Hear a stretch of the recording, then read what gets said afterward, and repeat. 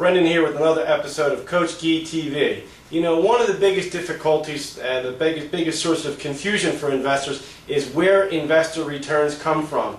We're told when we see the advertisements, gain from our perspective, profit from our experience, and so forth. It makes you believe that where the returns are coming from is from some brilliant stock picker or some brilliant analyzer.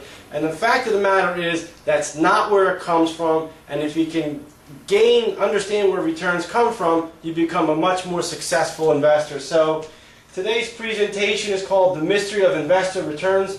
Where are they really coming from?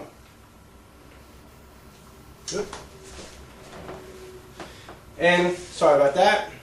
The situation is this: the returns mystery. And this is a definition you might want to remember.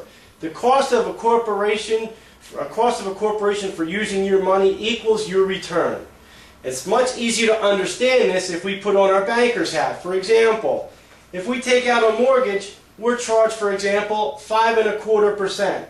The banks, our expense or our cost for using the bank's money is 5.25%. This is the bank's return on their investments, 5.25%.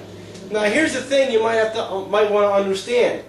If I walk into the bank and I've got really bad credit and I'm a bad credit risk for the investor, I'm not going to be charged 5.25%. I'm probably going to be charged a lot more. Why is that? It's because the bank is taking more, assumes I'm a bigger risk. Well, here's the thing, if we can understand it for investing, again, increased risk equals higher cost of capital. Higher cost of capital equals a higher return to the investor.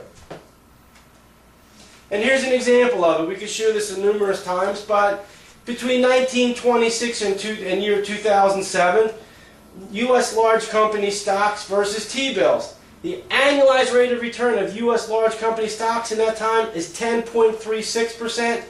T-bills, no risk at all, backed by the full faith of the United States government, 3.73%.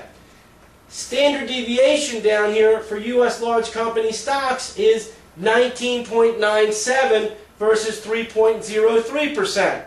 Go back a few months, if you will.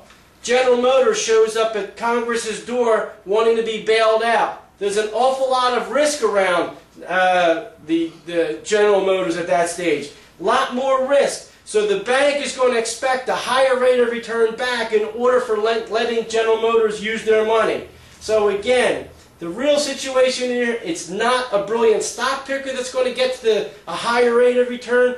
Return is driven by risk. Can't get around that. The higher the risk, the higher the rate of return.